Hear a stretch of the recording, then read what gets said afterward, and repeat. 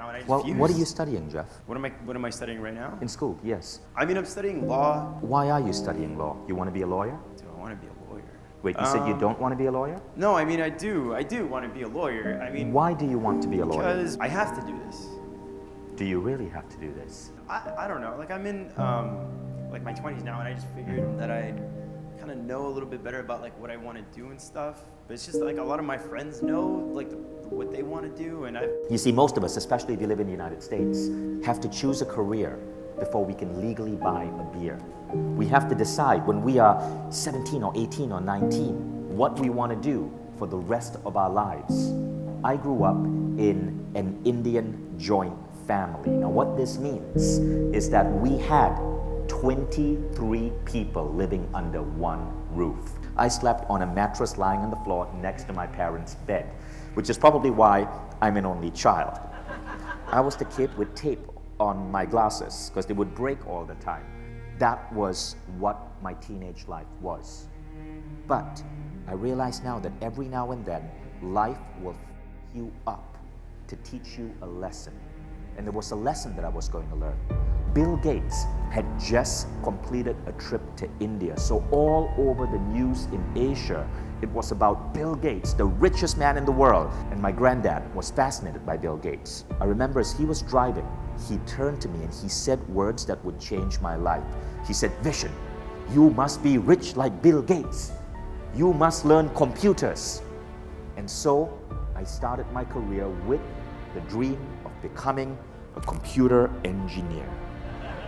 I worked hard, I studied hard, I strove to get good grades. I was in denial though, because to be honest, I hated my classes. I would do just enough work so that I wouldn't get kicked out. I studied performing art. I got A's for performing art, but I never went down those paths because I would have disappointed my family. In my family, performing arts, photography, those are not real careers. Losers do them. In an Indian family, you're either an engineer, a doctor, a lawyer, or a family failure. One day, in my junior year, Microsoft came to campus. They set up the booth, and all of us got to apply for the coveted Microsoft internship. Only 1% of computer science graduates in America would get that job at Microsoft. And I got it. I had made it. My grandfather, who at this point was dead, I knew if he was looking down on me, he would be so freaking proud. After being at that job for 1 and then 2 months, I woke up one night.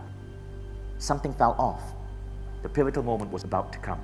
A few days later, Bill Gates invited the entire batch of young Microsoft interns to his house. And we were in his front lawn, in his house, facing Lake Washington. The fellow interns who were part of our batch were there around Bill. He was shaking people's hands. He was telling them stories of the founding of Microsoft. But I couldn't go up to Bill. I couldn't shake his hand because in my mind, I knew that I was lying to myself and that I was lying to Bill. I shouldn't be there. I hated my job. I didn't want to be there. I was waking up day after day after day, and every time the alarm clock would ring, I would go and hit the snooze button, and then hit the snooze button again. And every day I spent in that office, I felt like my soul was being crushed. Often, our biggest lessons, Jeff, come from pain. They come from suffering. They come from moments where you feel that the world is unfair and the universe spits on you.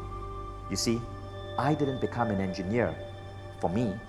I became an engineer because at some point when I was a kid, my grandfather, with all his love, wanting me to be safe, wanting me to be rich like Bill Gates, implanted a belief in my head that that was what success looked like.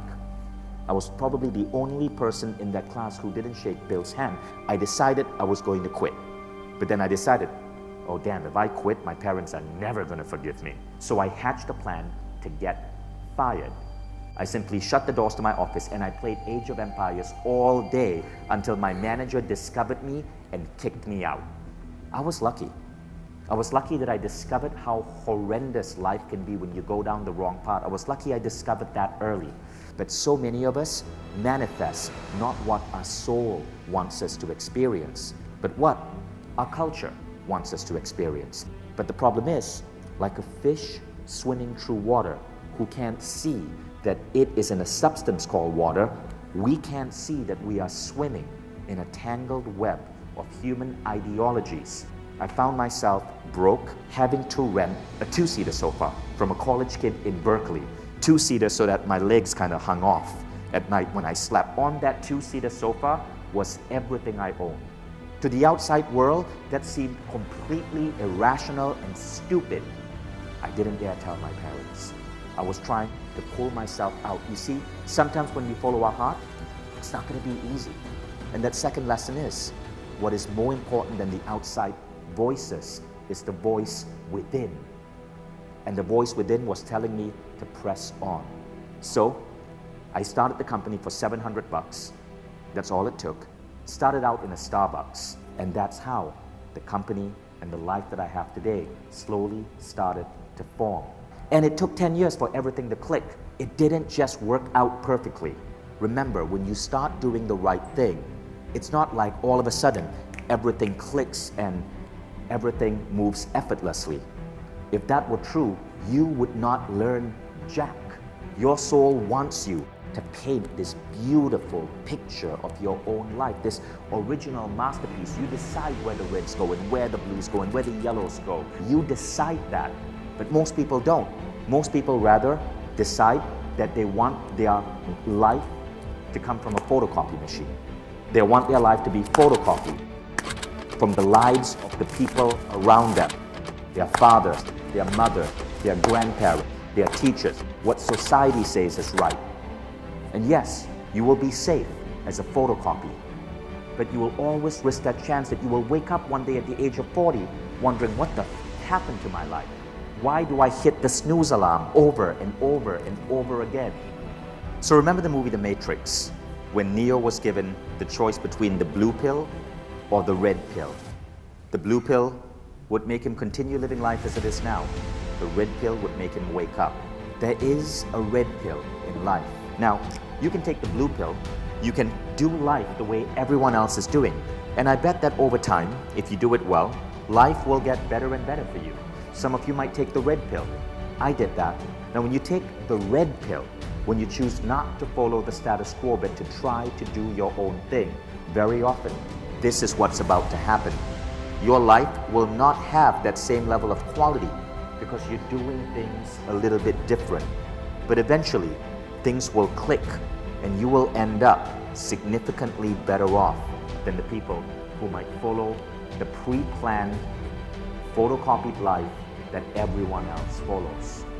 Now, this is your choice. You can choose to do the blue line or you can choose to do the red line. The only voice that you should really take seriously is that voice within. So, Jeff, come up here. Would you choose the blue pill? Jeff, the lawyer, and I'm sure there's good reason to be a lawyer.